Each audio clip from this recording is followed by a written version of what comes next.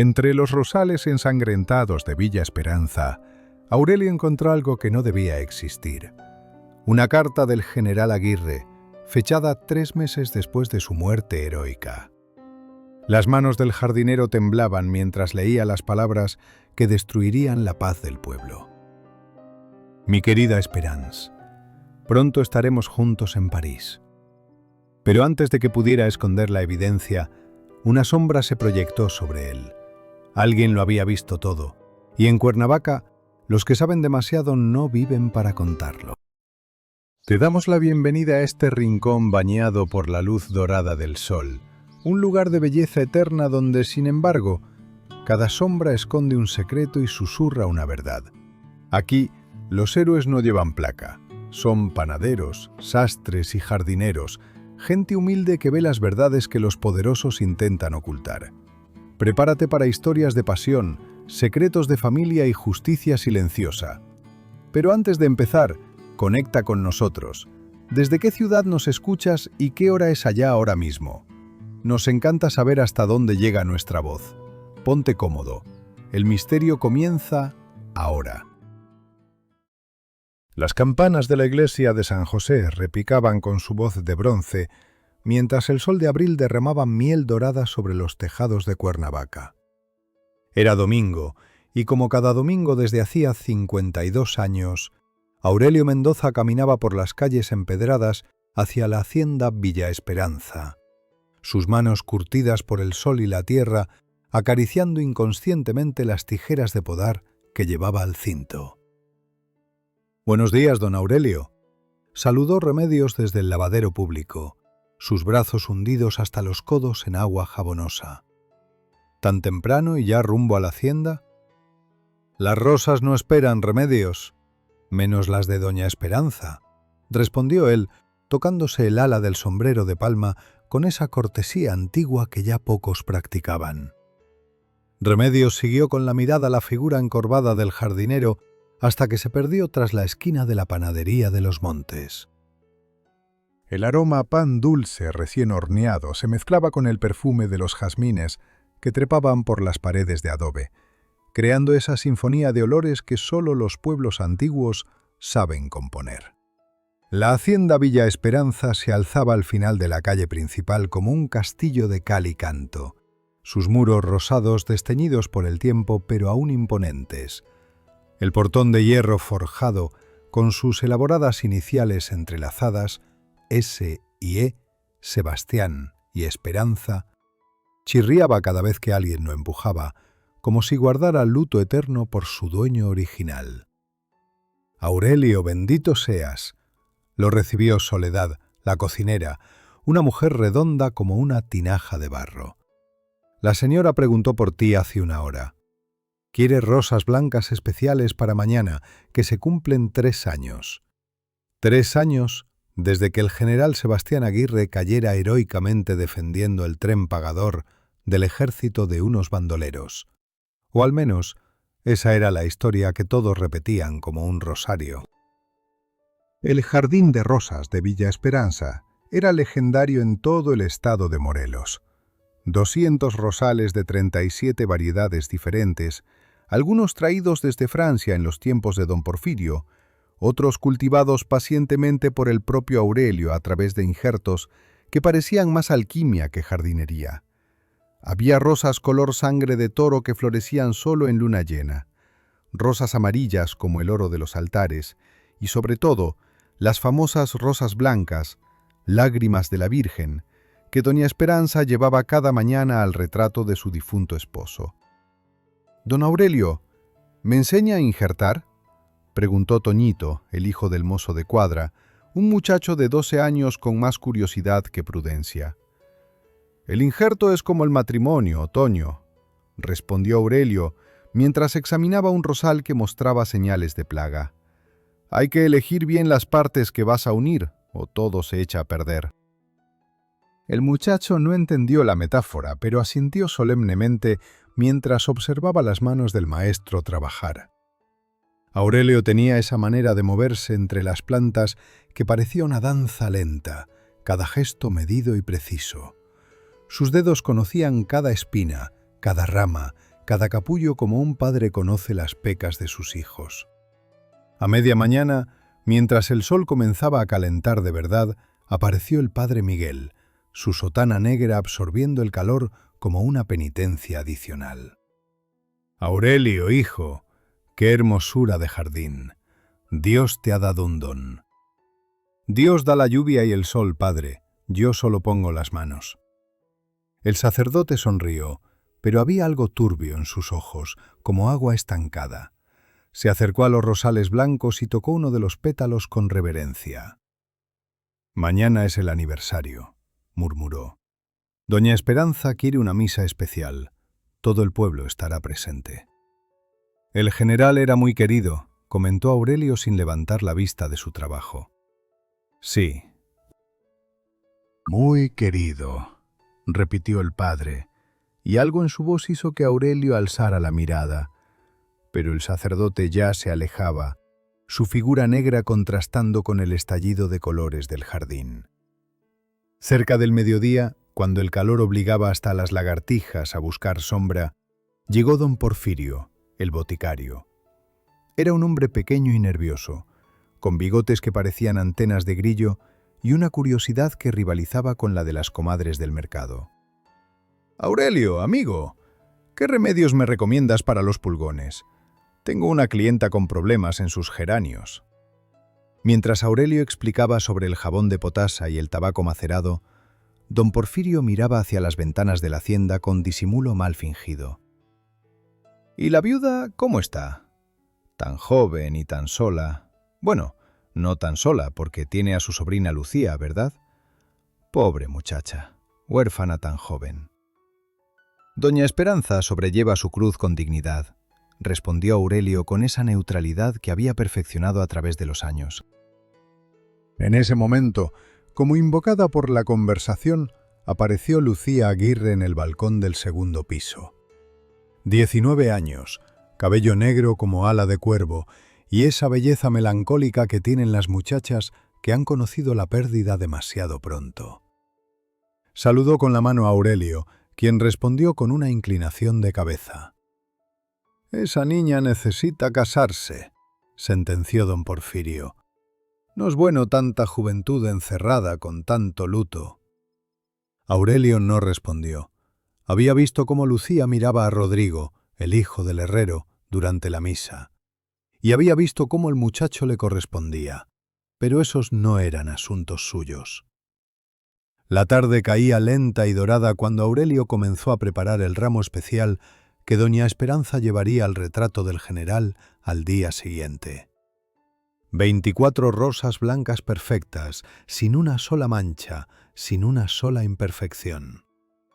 Mientras las cortaba con reverencia casi religiosa, escuchó pasos en la grava del sendero.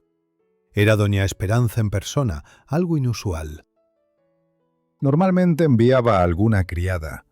Vestía su perpetuo luto riguroso, el velo negro cayendo sobre su rostro como una cascada de sombras. A sus 35 años, la viudez le sentaba con una elegancia trágica que hacía suspirar a los románticos del pueblo.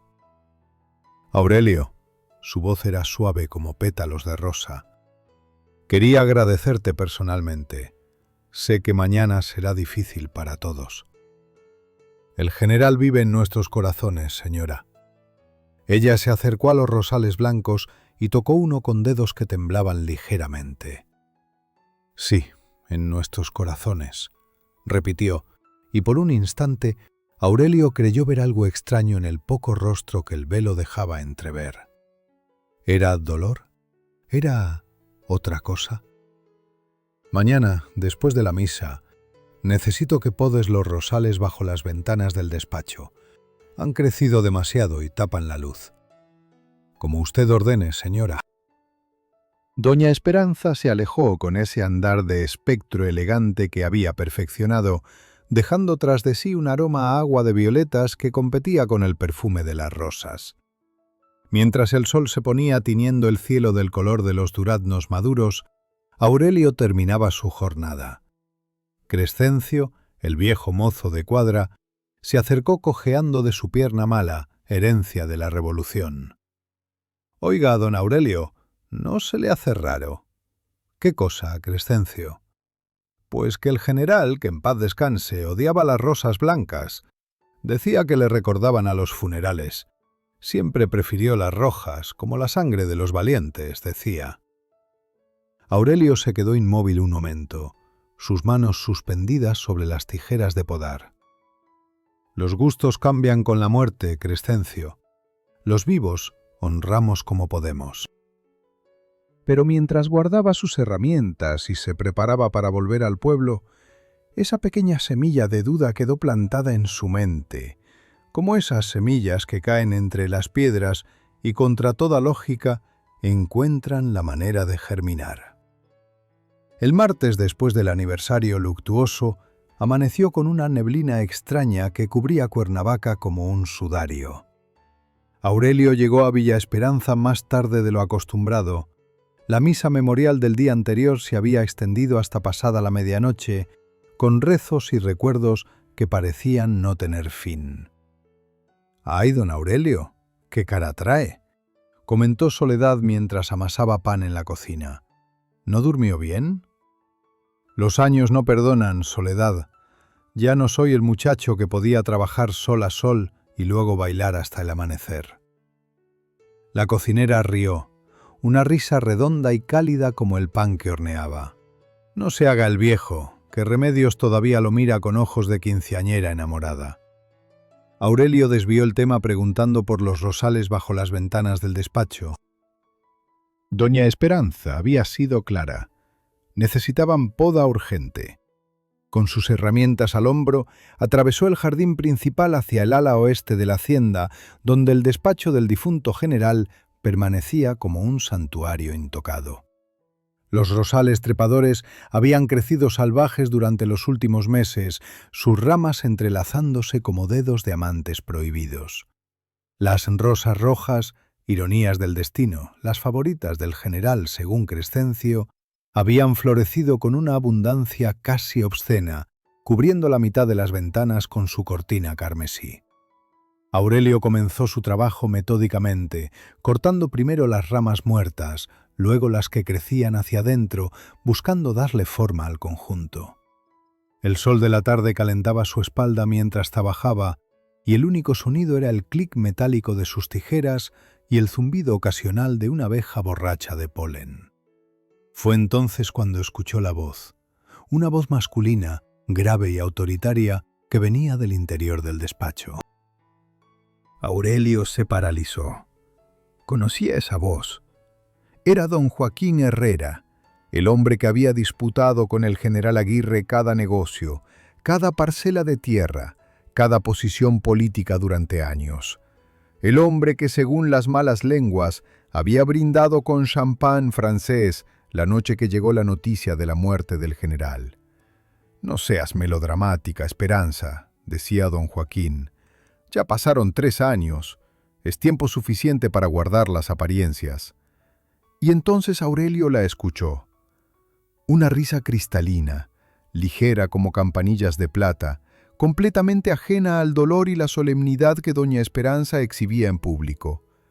Era la risa de una mujer libre, sin ataduras, sin luto. «Ay, Joaquín, si supieras lo difícil que es mantener esta farsa día tras día. Llorar por un hombre que me abandonó por sus ideales revolucionarios, que prefería la gloria militar a su propia familia». Aurelio sintió que el suelo se movía bajo sus pies. Se acercó más a la ventana, ocultándose entre las rosas, sus manos temblando mientras fingía podar. «Pero valió la pena, ¿no es así?», continuó don Joaquín. «Sebastián está viviendo como rey en París con el dinero del ejército. Monsieur Dubois, el importador de vinos mexicano. ¡Qué ironía! El gran patriota revolucionario vendiendo tequila a los franceses». «No te burles», respondió doña Esperanza, pero había diversión en su voz. «El plan fue perfecto. El ataque al tren, el cuerpo quemado y reconocible que el padre Miguel identificó como Sebastián, nadie sospechó nada. ¿Y el verdadero muerto? Un vagabundo que tuvimos la fortuna de encontrar.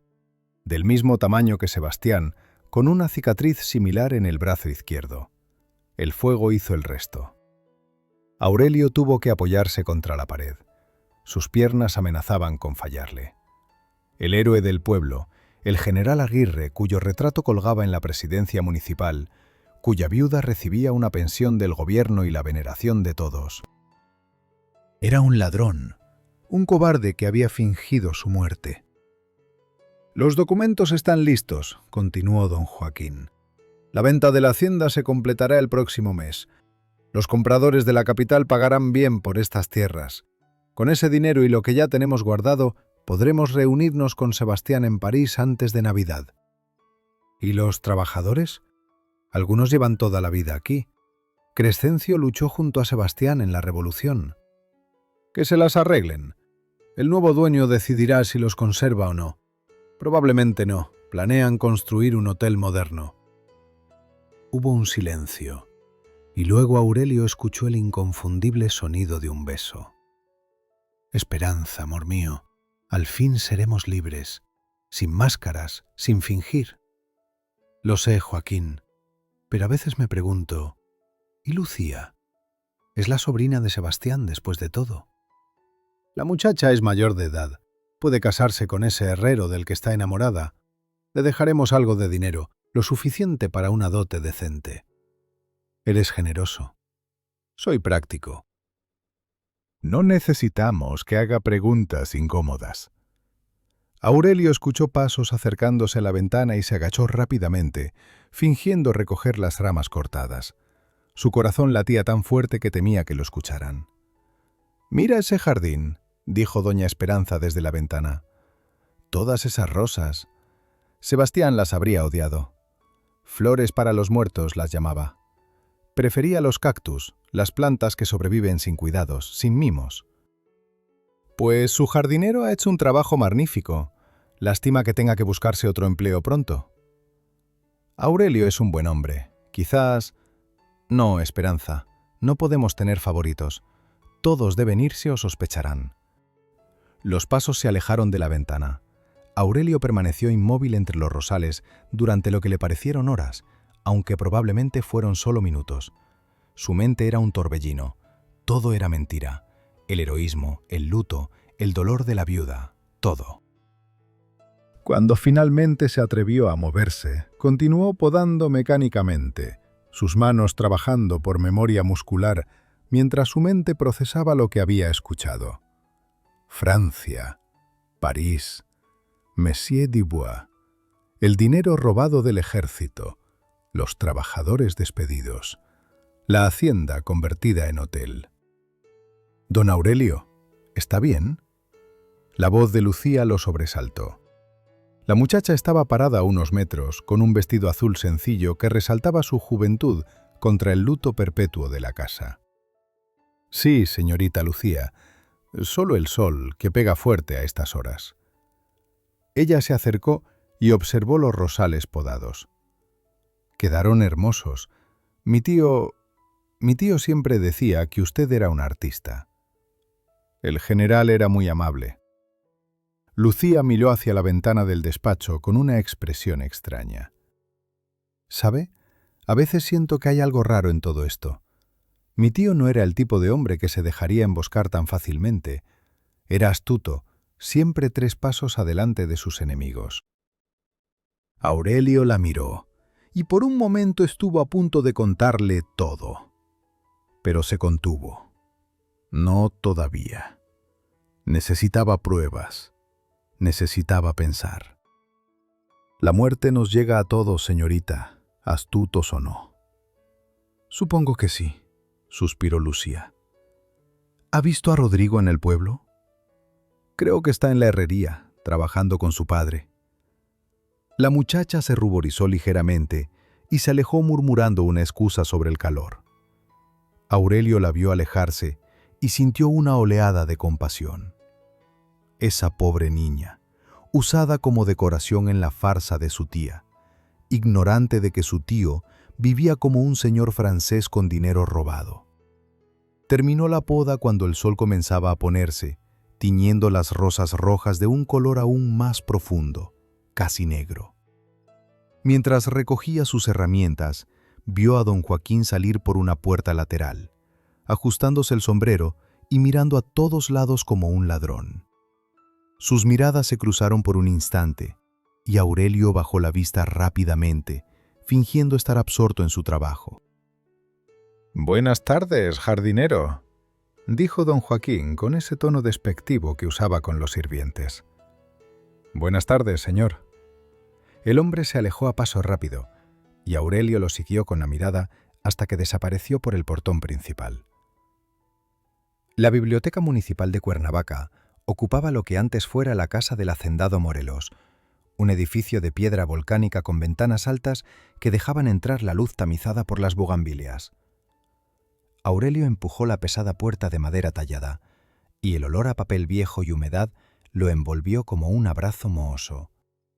«¡Don Aurelio! ¡Qué milagro verlo por aquí!», exclamó doña Carmen, la bibliotecaria, una mujer delgada como un junco que llevaba 40 años entre aquellos libros. «¿Viene a consultar algo sobre jardinería?» «Algo así, doña Carmen. ¿Tienen los periódicos viejos? Los de hace 3 años, más o menos». La mujer lo miró por encima de sus anteojos redondos, con curiosidad mal disimulada. «Por supuesto». «Están en el sótano, en los anaqueles del fondo. ¿Busca algo en particular?» «Solo recordar algunas fechas. Para las podas, ya sabe, los ciclos lunares y esas cosas». Doña Carmen no pareció muy convencida, pero lo guió escaleras abajo hasta un sótano fresco donde se amontonaban años de historia local en papel amarillento. Los periódicos estaban organizados por fecha, atados con cordeles que se deshacían al tocarlos. Aurelio esperó a que la bibliotecaria subiera antes de comenzar su búsqueda. Abril de 1925, el mes de la muerte del general Aguirre. Sus dedos recorrieron las páginas quebradizas hasta encontrar los titulares: «Heroica muerte del general Aguirre defendiendo el patrimonio nacional». «Emboscada cobarde acaba con la vida de un patriota».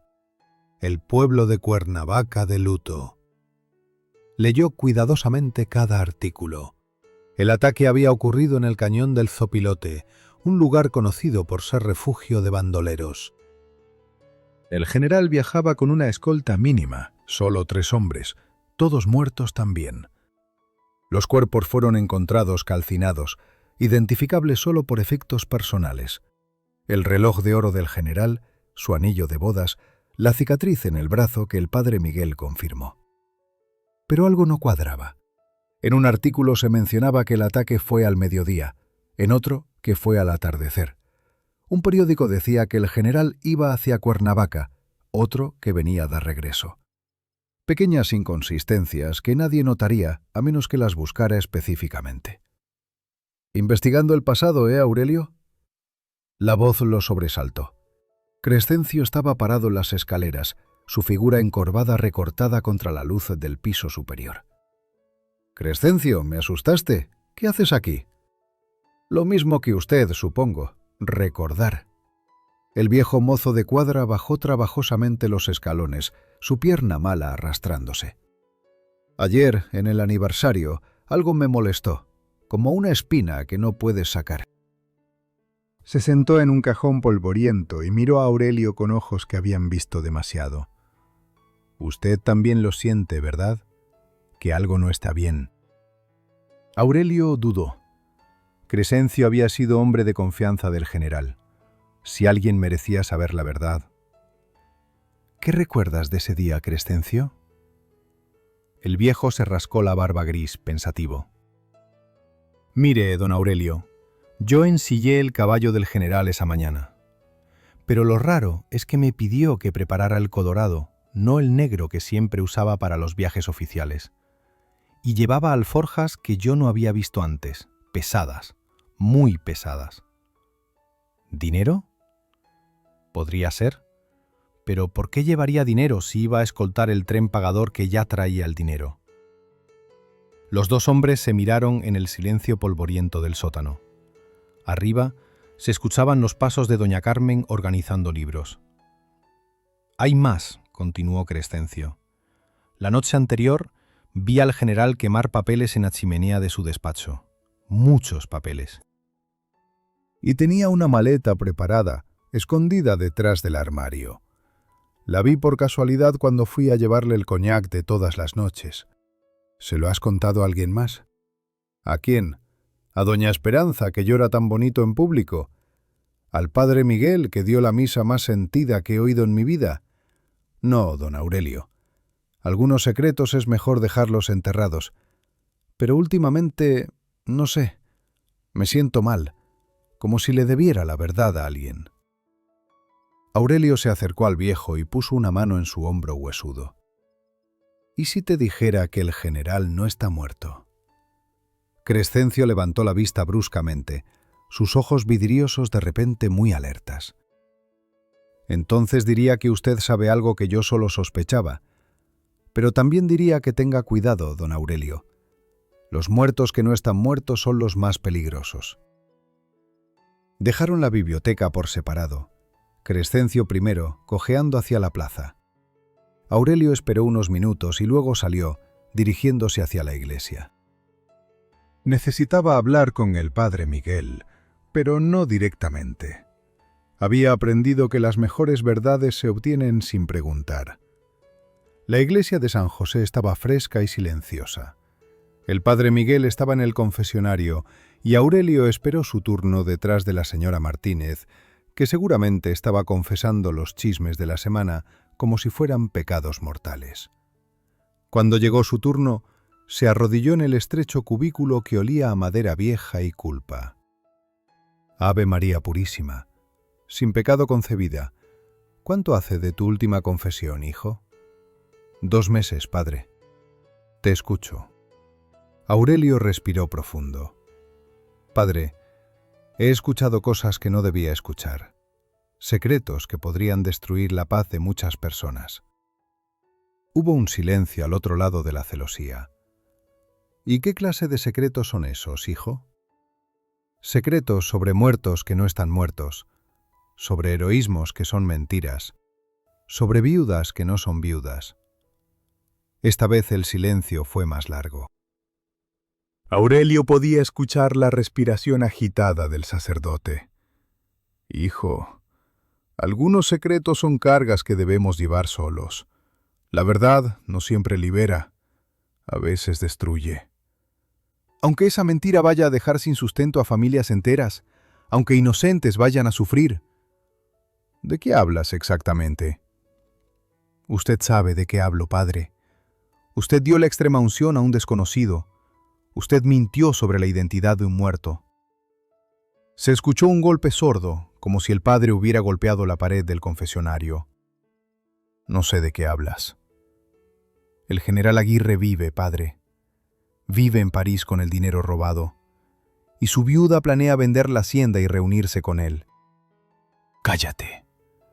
La voz del padre Miguel era un siseo desesperado. No sabes lo que dices. No sabes. Sé que don Joaquín Herrera está involucrado. Sé que planean dejar a todos en la calle.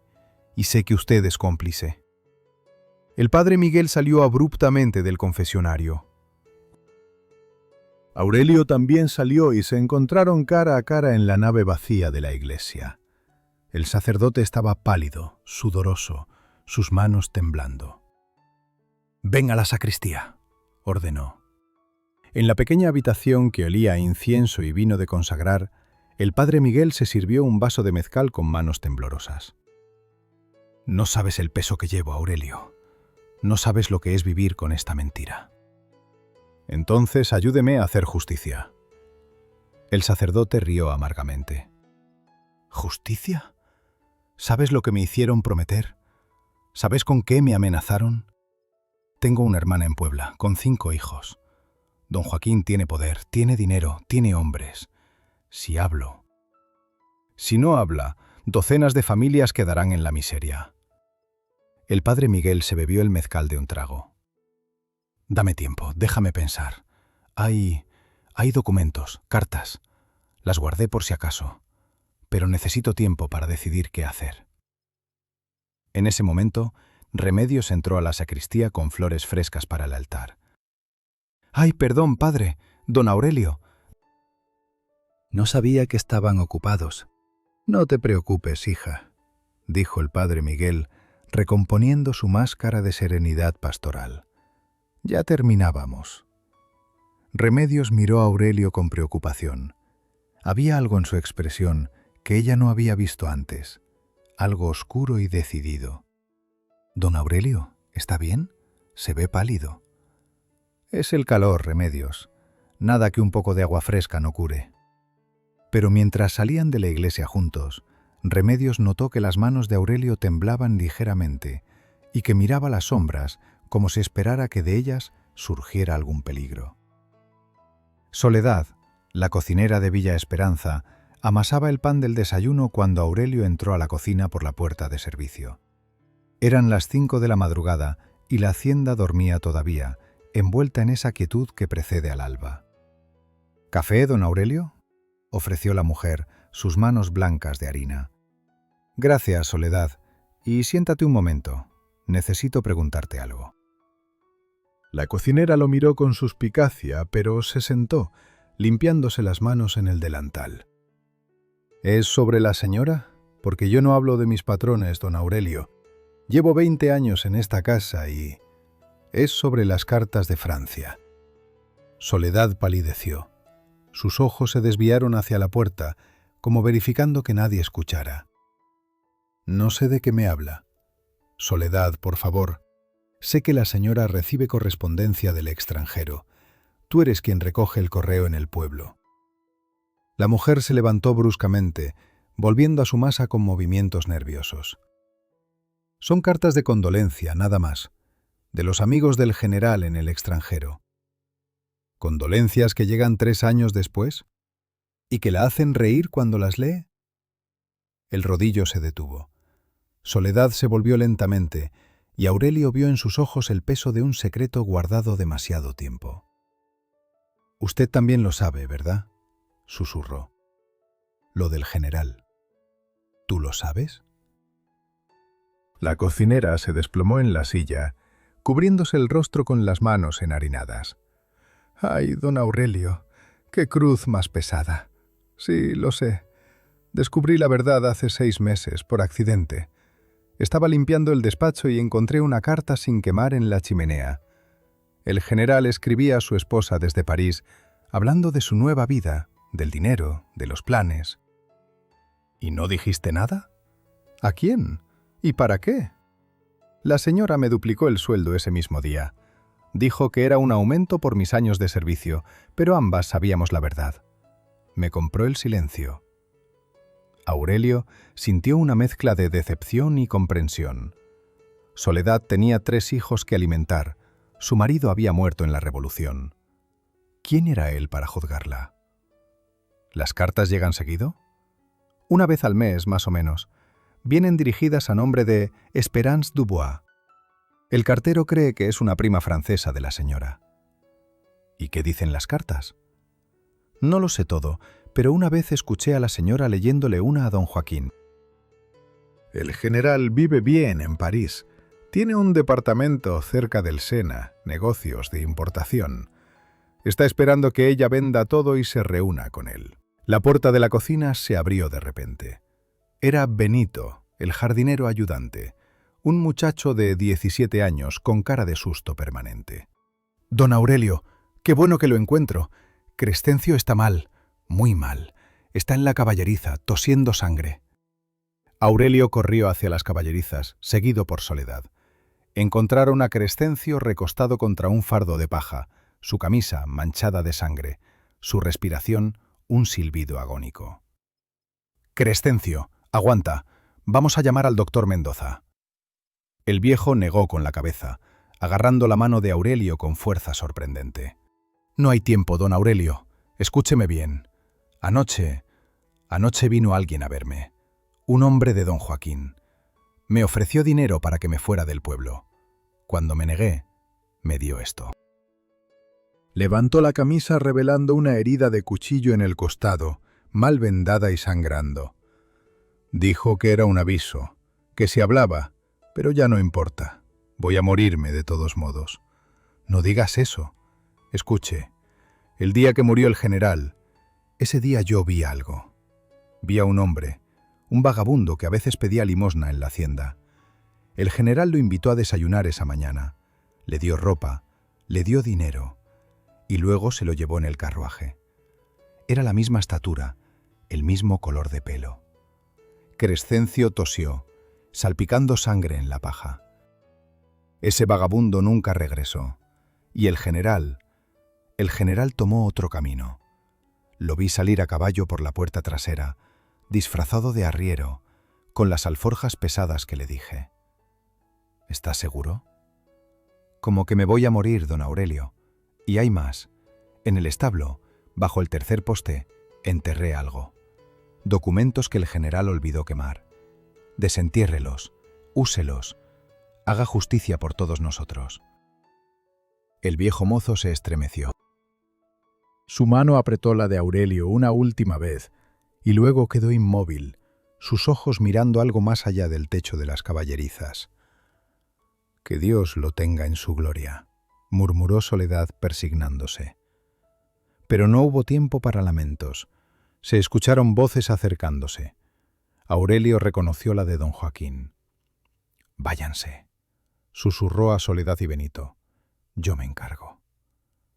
Los dos sirvientes desaparecieron por la puerta trasera, justo cuando don Joaquín entraba con dos hombres de aspecto rudo. «Ah, el jardinero», dijo don Joaquín con su sonrisa de serpiente. «¿Qué hace aquí tan temprano?» «Crescencio está muerto, señor. Vine a buscar una herramienta y lo encontré así». Don Joaquín se acercó al cuerpo, lo examinó brevemente. «Viejo borracho. Seguramente se cayó y se golpeó. Mis hombres se encargarán del cuerpo. Usted puede retirarse». «Pero, señor, deberíamos llamar a las autoridades». «He dicho que mis hombres se encargarán. ¿O acaso cuestiona mis órdenes en la casa de doña Esperanza?» El lapsus no pasó desapercibido para Aurelio. Se inclinó sumisamente y salió, pero no fue lejos. Se ocultó detrás del granero y observó cómo los hombres de don Joaquín envolvían el cuerpo de Crescencio en una lona y lo subían a una carreta. No habría velorio, no habría entierro cristiano. Crescencio desaparecería como si nunca hubiera existido. Cuando la carreta se alejó, Aurelio volvió sigilosamente al establo. El tercer poste. Con una pala pequeña comenzó a cavar, mirando constantemente hacia la puerta.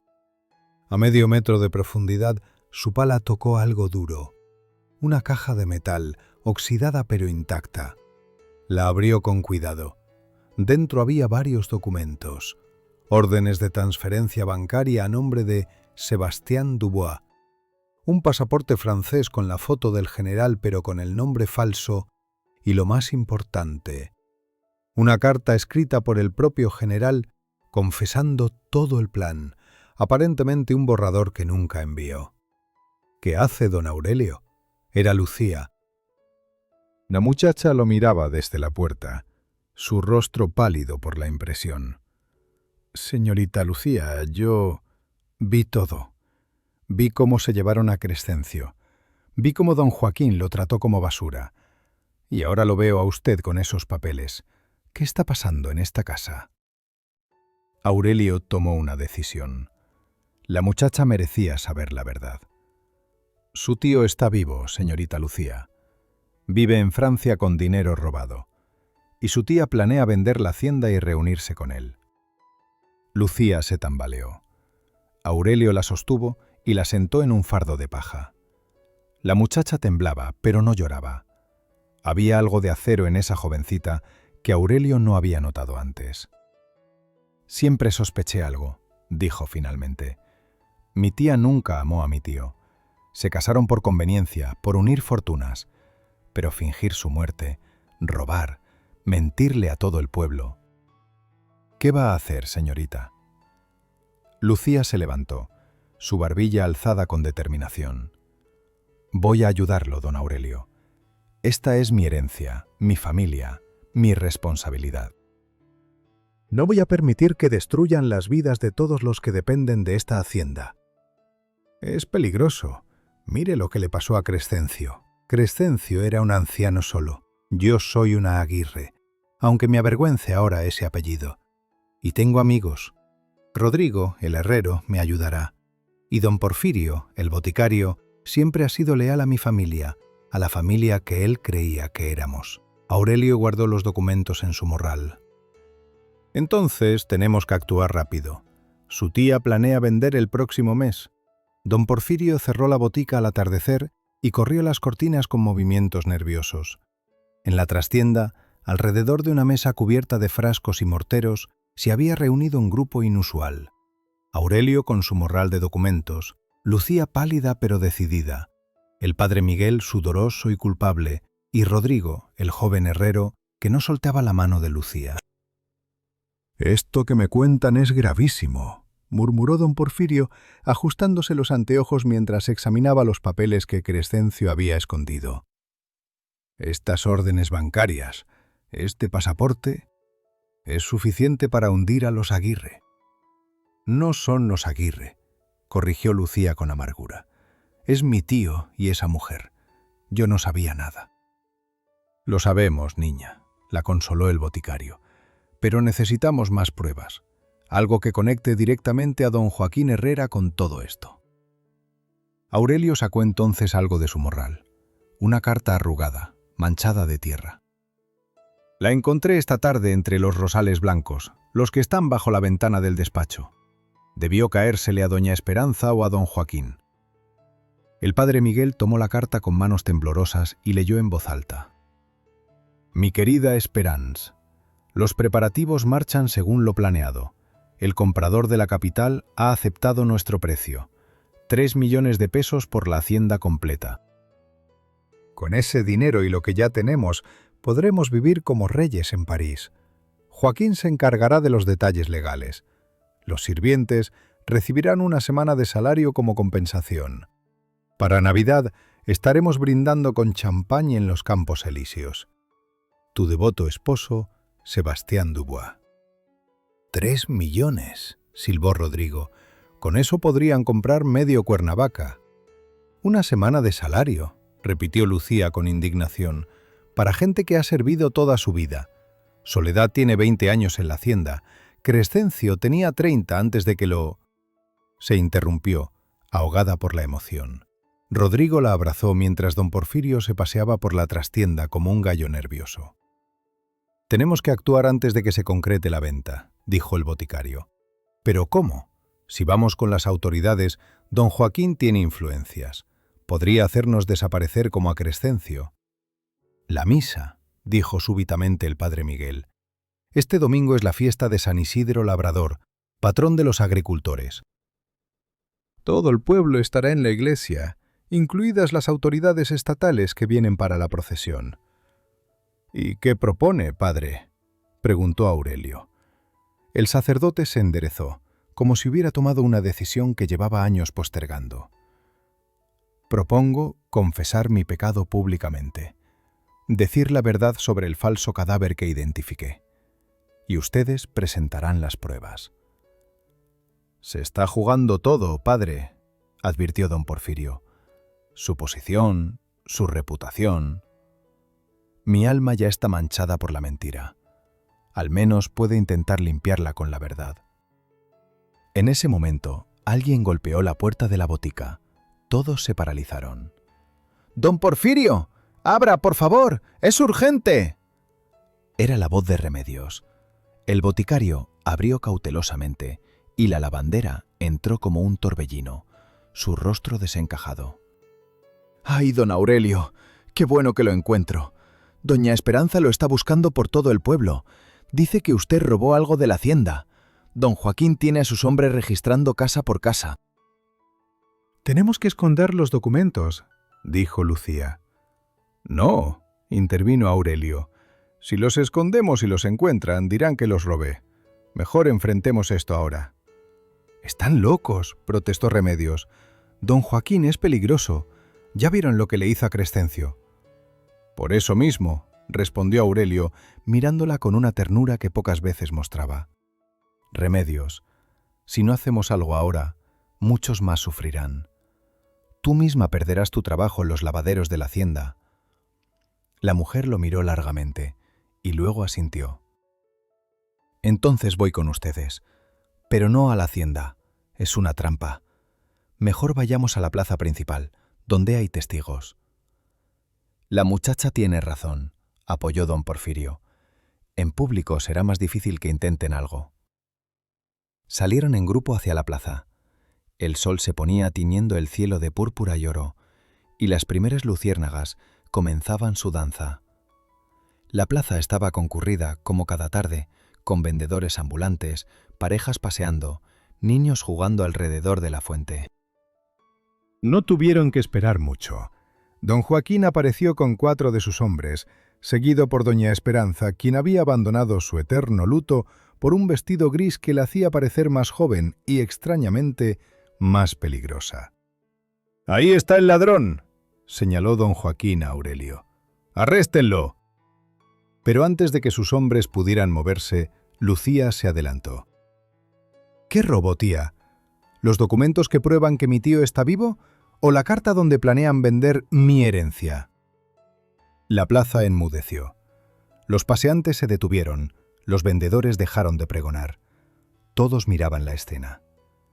Doña Esperanza palideció, pero mantuvo la compostura. «Lucía, querida, estás confundida. Tu tío murió hace 3 años». «¡Mentira!», gritó el padre Miguel, adelantándose. «Yo identifiqué un cadáver que no era el del general. Me obligaron, me amenazaron, pero ya no puedo cargar con este peso». El murmullo creció entre la multitud. Algunas mujeres se persignaron, otros se acercaron para escuchar mejor. «Están todos locos», dijo don Joaquín, pero su voz había perdido seguridad. «Es una conspiración contra la pobre viuda». Aurelio sacó entonces los documentos de su morral y los alzó para que todos los vieran. «Aquí está la prueba. Órdenes bancarias, pasaportes falsos, cartas del mismo general desde París, todo está aquí». «Esos documentos son falsificaciones», gritó doña Esperanza. «¿Falsificaciones con la letra de mi tío?», replicó Lucía. «¿Con su sello personal?».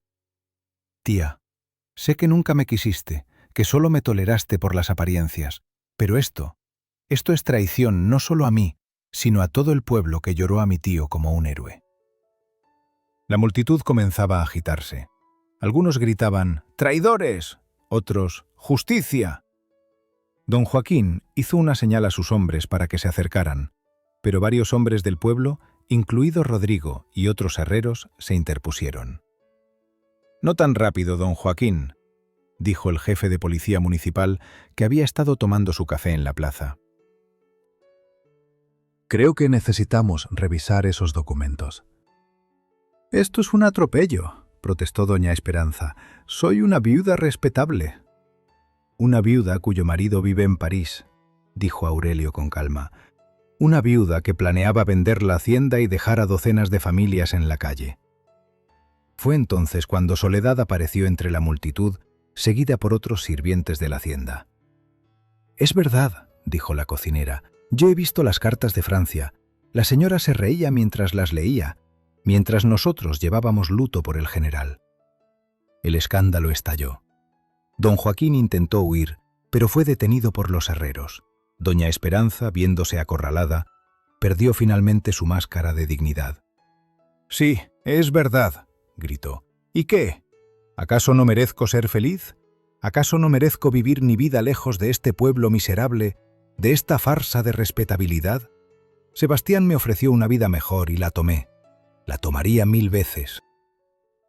Su confesés fue recibida con un silencio atónito, seguido por un murmullo que creció como marea. El jefe de policía se acercó con sus hombres. «Señora, señor Herrera, quedan detenidos por fraude, conspiración y el posible asesinato de un vagabundo no identificado». Mientras se los llevaban, Lucía se volvió hacia Aurelio. «Don Aurelio, usted salvó la hacienda, salvó a todos». El jardinero negó con la cabeza, mirando los rosales que bordeaban la plaza, sus pétalos cerrados por la noche que caía. El salón parroquial olía a cera de velas y café de olla cuando el grupo se reunió 3 días después del escándalo en la plaza. Las autoridades estatales habían llegado desde Toluca para investigar el caso, y mientras tanto, la hacienda permanecía bajo custodia judicial. Lucía había convocado la reunión con urgencia. «Tenemos un problema», anunció la joven, su rostro demacrado por las noches sin dormir. «El abogado de mi tía presentó documentos que ponen en duda mi derecho a heredar. Dice que como mi tío está técnicamente vivo, aunque prófugo, la hacienda sigue siendo suya y mi tía tiene poder notarial para venderla». Don Porfirio golpeó la mesa con frustración, haciendo tintinear las tazas de barro. «Pero si confesaron, todos los escuchamos». «Una confesión bajo presión emocional, alegan», explicó el notario del pueblo, don Fermín, un hombre pequeño con cara de ratón pero mente afilada. «Y don Joaquín tiene influencias en el gobierno estatal. Ya se habla de que podrían salir bajo fianza». «Necesitamos algo más contundente», intervino el padre Miguel, «algo que pruebe sin lugar a dudas la conspiración criminal». Aurelio, que había estado silencioso junto a la ventana observando los naranjos del patio, se volvió hacia el grupo. Crescencio mencionó algo antes de morir. Dijo que el vagabundo al que usaron venía a veces a la hacienda. Si pudiéramos identificarlo, probar que fue asesinado. «¿Pero cómo?», preguntó Rodrigo. «Han pasado 3 años». «Los mendigos tienen rutas, territorios», dijo Remedios inesperadamente. «En los lavaderos públicos los vemos siempre. Hay una mujer, la tuerta María, que conoce a todos los vagabundos de la región. Ella sabría si alguno desapareció por esas fechas». «Es una pista», reconoció don Porfirio, «pero necesitamos más. Necesitamos encontrar el dinero, la conexión financiera». «Yo puedo ayudar con eso», dijo una voz desde la puerta. Todos se volvieron. Era Martín Salazar, el gerente del Banco de Comercio, un hombre que raramente se involucraba en asuntos del pueblo. «Don Martín», saludó Lucía sorprendida. «No esperábamos». «Mi banco ha recibido una orden de investigación de las autoridades federales», explicó el banquero entrando al salón. «Al parecer, el robo del tren pagador es un delito federal, y yo tengo información que podría interesarles». Se sentó pesadamente y aceptó el café que Remedios le ofreció.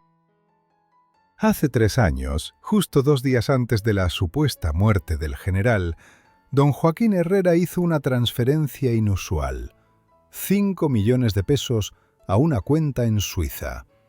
Dijo que era para importación de maquinaria, pero nunca llegó ninguna maquinaria.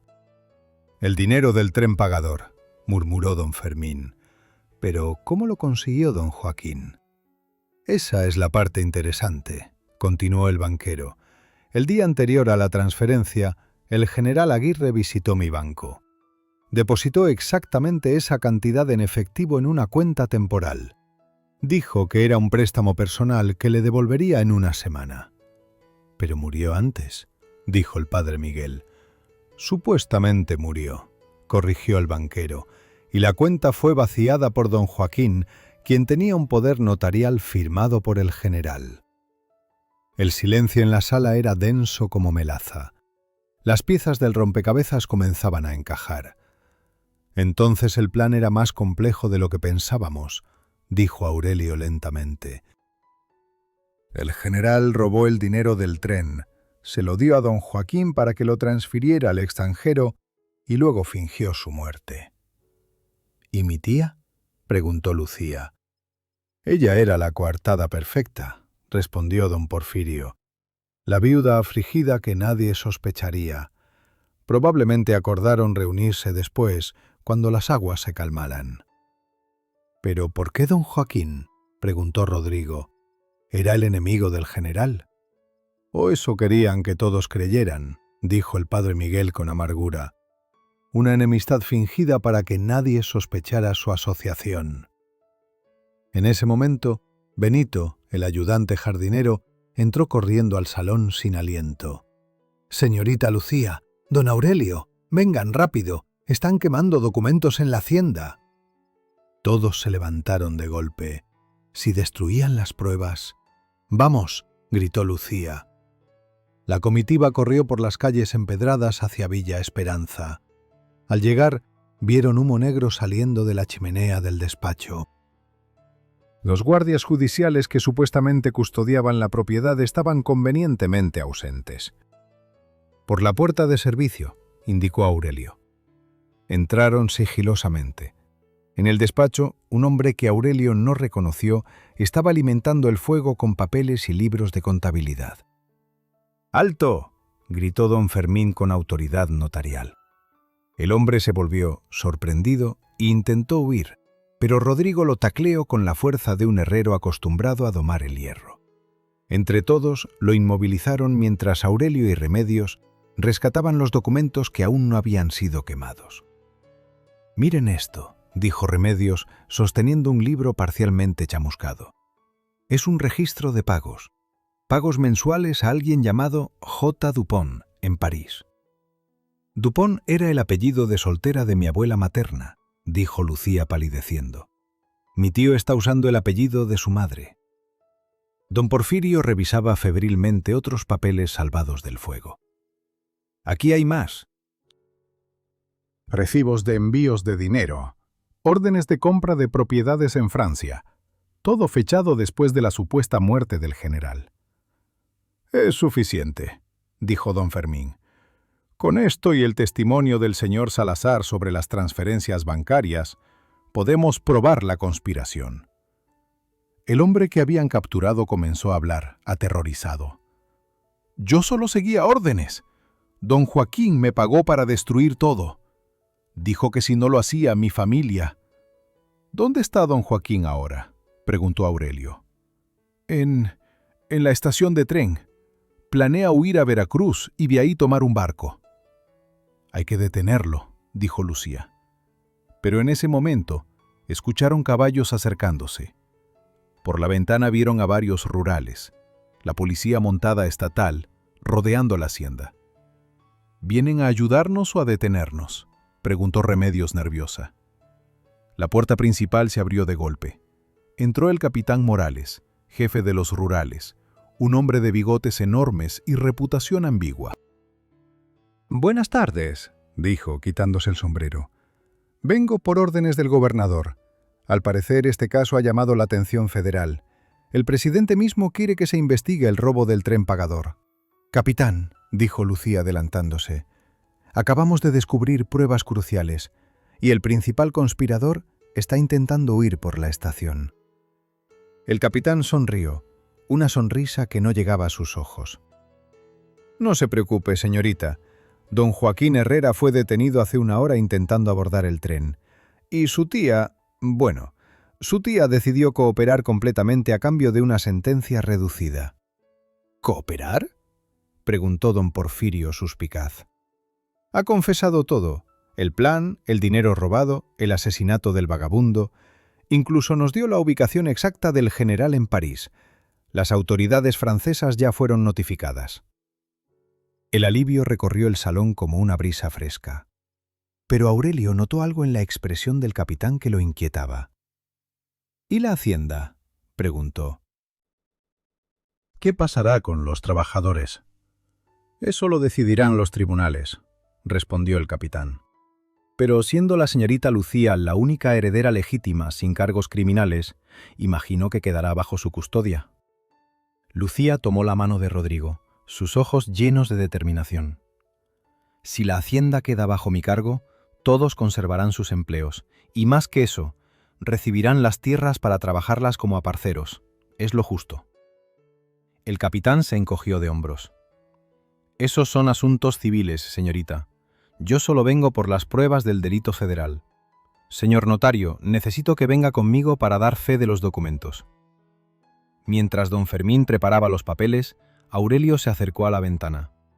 En el jardín, los rosales blancos que tanto cuidaba doña Esperanza comenzaban a marchitarse por falta de agua.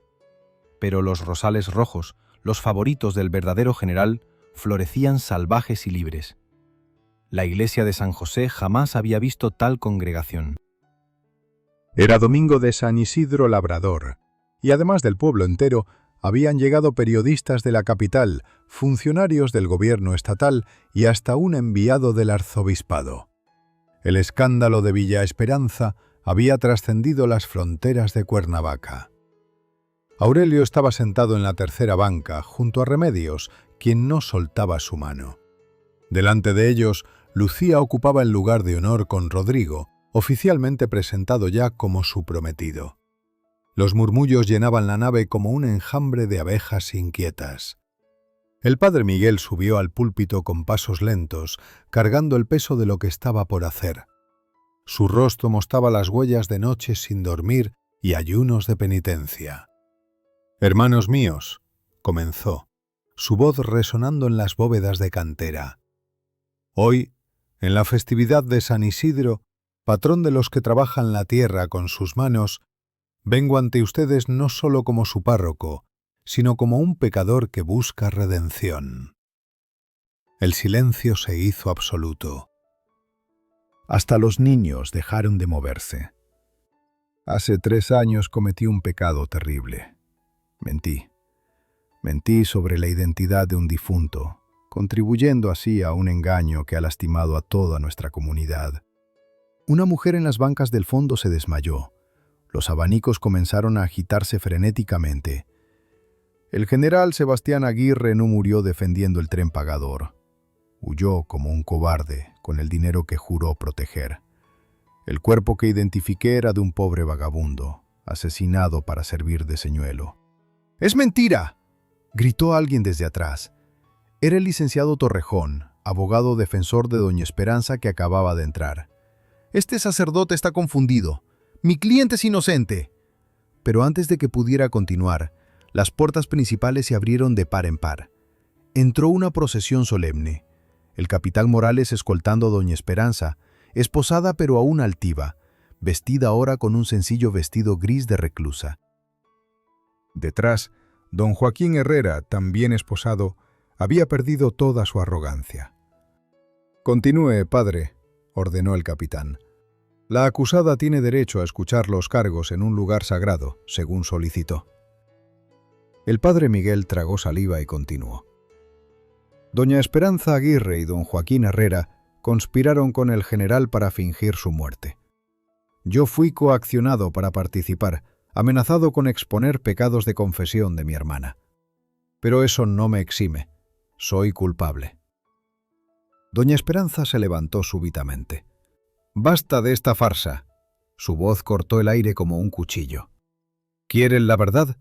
Aquí está su verdad». Se volvió hacia la congregación, su rostro transformado por una mezcla de rabia y liberación. «Sí, Sebastián está vivo. Sí, robamos ese dinero. ¿Y saben por qué? Porque estábamos hartos de esta vida de provincias, de fingir respectabilidad, de sonreír a gente que despreciábamos. Sebastián odiaba ser el héroe del pueblo, odiaba las responsabilidades, las expectativas. Y yo odiaba ser la esposa perfecta, siempre a su sombra». «¡Cállate, mujer!», gritó don Joaquín, pero ella continuó. «Joaquín y Sebastián nunca fueron enemigos. Esa enemistad era teatro, una obra para que nadie sospechara su sociedad en negocios turbios. El robo del tren fue solo la culminación de años de pequeños robos, sobornos, extorsiones». Los feligreses escuchaban horrorizados. Algunas mujeres lloraban, hombres apretaban los puños. «¿Y el vagabundo?», preguntó el capitán Morales. «¿Quién era?». Doña Esperanza rió, una risa amarga y rota. «Se llamaba Pedro algo, un borracho que venía a pedir limosna. Sebastián lo emborrachó más, lo vistió con su uniforme y lo llevó al cañón. Un tiro en la cabeza, y luego prendimos fuego a todo. Simple». «¡Asesinos!», gritó alguien. «¡Justicia para Pedro!», gritó otro. El padre Miguel levantó las manos pidiendo silencio. «Hermanos, la justicia humana se encargará de los culpables, pero hay otra justicia que debemos buscar. La justicia para los vivos, para los trabajadores de la hacienda, para las familias que dependen de esas tierras». Lucía se levantó entonces, su voz clara resonando en la iglesia. «Como heredera legítima de Villa Esperanza, declaro ante Dios y ante ustedes mi intención. La hacienda será dividida. Cada familia que haya trabajado allí por más de 5 años recibirá una parcela en propiedad. El casco de la hacienda será convertido en escuela para los niños del pueblo. La congregación estalló en aplausos y vítores, pero Aurelio notó que don Joaquín susurraba algo al oído del licenciado Torrejón. «Un momento», gritó el abogado. «Existe un documento, un testamento del general Aguirre que deja todo a su esposa». «Un testamento firmado por un muerto legal», interrumpió don Fermín, el notario, levantándose. «Sin valor alguno. Además, tengo aquí un documento anterior, el testamento del padre de la señorita Lucía, que la nombra heredera universal de los bienes de la familia Aguirre en caso de muerte o incapacidad del general». «¡Esto es un robo!», gritó doña Esperanza. «No, señora», dijo Aurelio, levantándose por primera vez. «El robo fue lo que ustedes hicieron. Robar no solo dinero, sino la fe de un pueblo, la confianza de trabajadores honestos, la memoria de un hombre que creímos héroe». Se volvió hacia la congregación. «Yo soy solo un jardinero, pero he aprendido que los secretos son como la mala hierba.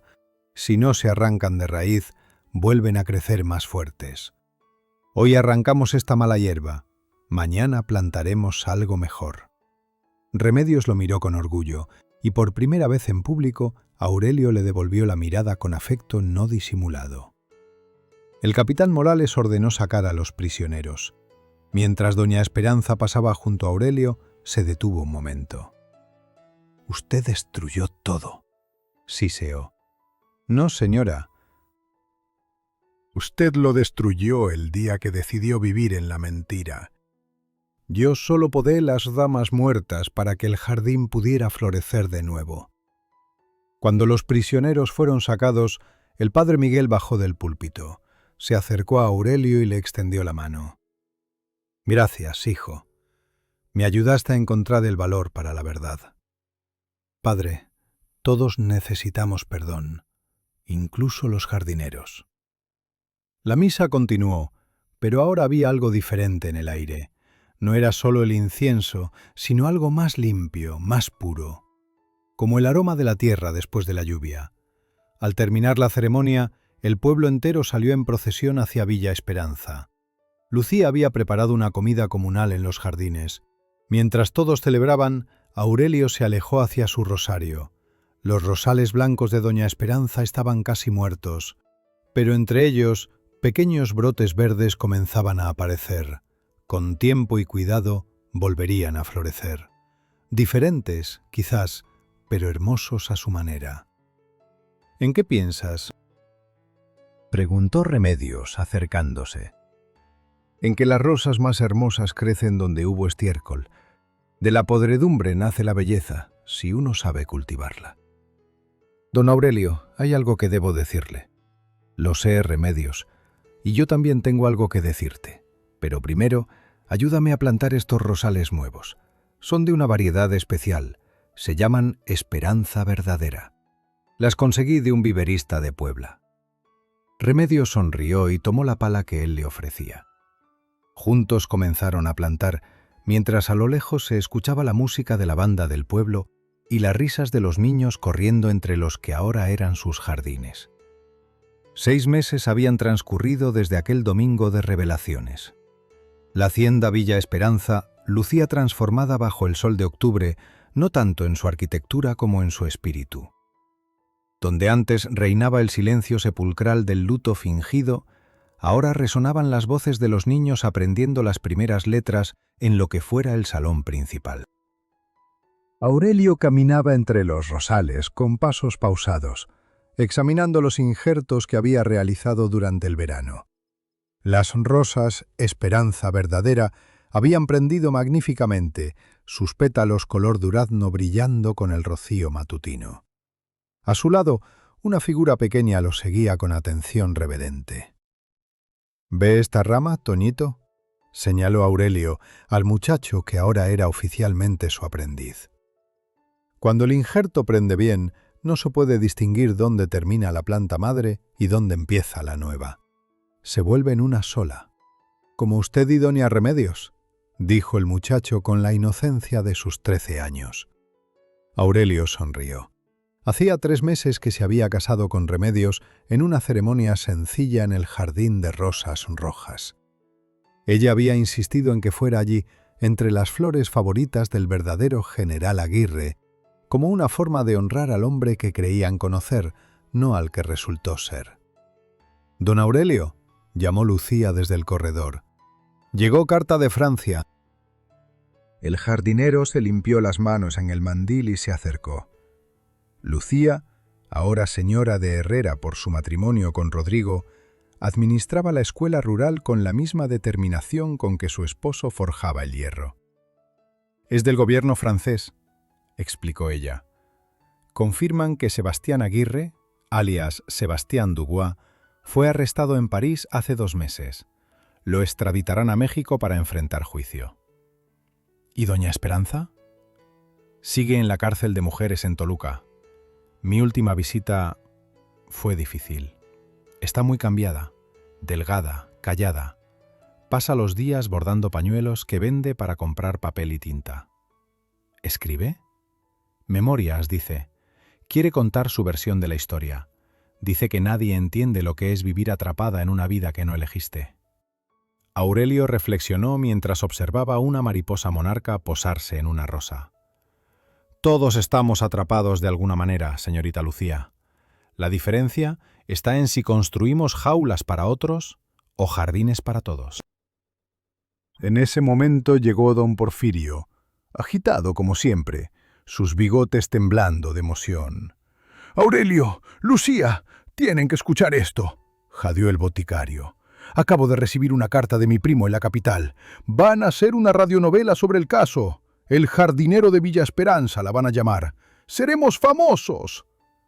«Espero que no», murmuró Aurelio. «La fama es como el fertilizante. Un poco ayuda a crecer. Demasiado quema las raíces». «Pero piensa en el pueblo», insistió don Porfirio. «Esto traerá visitantes, comercio. Cuernavaca podría convertirse en destino turístico». «Ya lo es», intervino Rodrigo, llegando del taller con las manos aún manchadas de hollín. «Pero no por escándalos, sino por su belleza, por sus jardines, su clima, su gente trabajadora». El padre Miguel apareció por el portón, su paso más ligero que meses atrás. La confesión pública y la penitencia impuesta por el obispo, 1 año de servicio en las comunidades más pobres, parecían haberle devuelto la paz. «Buenos días a todos. Aurelio, vengo por las flores para el altar. Mañana es Día de Muertos». «Ya están listas, padre. Cempasúchil y rosas blancas, como pidió». «Las rosas blancas son para Pedro», explicó el sacerdote. «El vagabundo. Conseguimos identificarlo completamente. Pedro Morales, originario de Guerrero, sin familia conocida. Mañana haremos una misa especial por él». «Era un ser humano», dijo Lucía suavemente. «Merece ser recordado con nombre, no solo como el vagabundo». Mientras preparaban las flores, Soledad salió de la cocina con una charola de agua de Jamaica. La mujer había engordado aún más desde que Lucía aumentara los salarios y redujera las jornadas de trabajo. «Para que no se deshidraten con este sol», dijo sirviendo los vasos. «Y tengo noticias. Mi hija Rosa se comprometió con el hijo del panadero. La boda será en primavera». «Otra boda en los jardines», sonrió Remedios, que acababa de llegar con canastas de ropa limpia. «Este lugar se está volviendo famoso por sus bodas, no por sus tragedias». «Así debe ser», afirmó Aurelio. «Los lugares, como las plantas, toman el carácter de lo que en ellos se cultiva». Esa tarde, mientras el sol descendía pintando el cielo de colores imposibles, Aurelio encontró un momento de soledad en su rincón favorito del jardín. Era un pequeño claro rodeado de rosales antiguos, donde había instalado una banca de hierro forjado que Rodrigo fabricó especialmente. Sentado allí, con sus tijeras de podar descansando a su lado, reflexionó sobre los acontecimientos de los últimos meses. La investigación federal había revelado una red de corrupción que iba más allá del general Aguirre. Varios funcionarios habían caído, algunos huyeron, otros enfrentaban juicio. Don Joaquín Herrera había sido sentenciado a 20 años de prisión por complicidad en asesinato y fraude.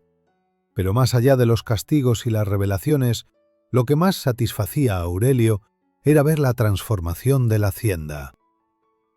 23 familias ahora poseían parcelas propias. La producción de flores se había triplicado. La escuela tenía 43 alumnos regulares. El viejo orden de patrones y sirvientes había dado paso a una comunidad de propietarios y trabajadores libres. «Siempre solo entre tus flores», dijo Remedios, sentándose a su lado. «¿En qué piensas, esposo?» «En que las espinas también tienen su propósito. Protegen la belleza de quienes quisieran arrancarlas sin cuidado». «Hablas como poeta». «Hablo como jardinero que ha visto demasiado. ¿Sabías que las rosas más resistentes son las que crecen en terreno difícil? Las que la tienen fácil se vuelven débiles, susceptibles a las plagas». Remedios entrelazó su brazo con el de él. «Como nosotros, entonces.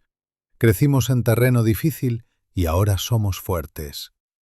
«Ahora somos libres», corrigió Aurelio. «Libres de secretos, de mentiras, de falsas reverencias». Una brisa vespertina trajo el aroma del jazmín y el sonido lejano de guitarras. En alguna parte del pueblo, la vida continuaba con sus alegrías simples y sus penas cotidianas. «Aurelio», dijo Remedios tras un largo silencio, «¿te arrepientes de algo?» El jardinero consideró la pregunta mientras observaba cómo las últimas luces del día hacían brillar los pétalos de las rosas como pequeñas llamas. «Me arrepiento de no haber actuado antes, de haber necesitado escuchar aquella conversación para decidirme a buscar la verdad. Crescencio podría estar vivo si yo hubiera sido más valiente desde el principio. No puedes culparte por eso. Hiciste lo correcto cuando importó. Quizás. Pero aprendí que el silencio ante la injusticia es otra forma de mentira, y las mentiras, como la maleza, crecen más rápido que la verdad si las dejamos». El crepúsculo envolvía el jardín en sombras suaves. Las primeras estrellas comenzaban a aparecer en el cielo de Cuernavaca, y los grillos iniciaban su sinfonía nocturna. Aurelio se levantó, ayudando a Remedios a hacer lo mismo. «Vamos», dijo. «Mañana será un día largo.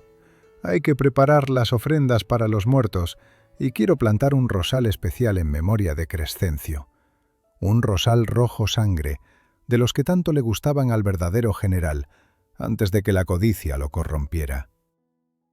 Mientras caminaban hacia la casa, Aurelio se detuvo un momento para contemplar su jardín. Las rosas se mecían suavemente en la brisa nocturna, sus perfumes mezclándose en una sinfonía olfativa que hablaba de renacimiento, de segundas oportunidades, de verdades finalmente reveladas. En la distancia, las campanas de la iglesia de San José tañían llamando al rosario vespertino. Era un sonido que había escuchado miles de veces, pero que ahora resonaba diferente, más limpio, más verdadero. Como el jardín mismo, como el pueblo, como todos ellos, había sido podado de sus partes muertas y corrompidas, y ahora podía crecer hacia la luz sin el peso de las mentiras del pasado. La historia de Villa Esperanza había terminado. La historia de la escuela y Jardines Esperanza apenas comenzaba, y Aurelio Mendoza, el jardinero que desenterró la verdad entre las rosas, seguiría allí, tijeras en mano, cultivando belleza donde antes hubo engaño, plantando futuro donde antes solo había máscaras de un pasado falso.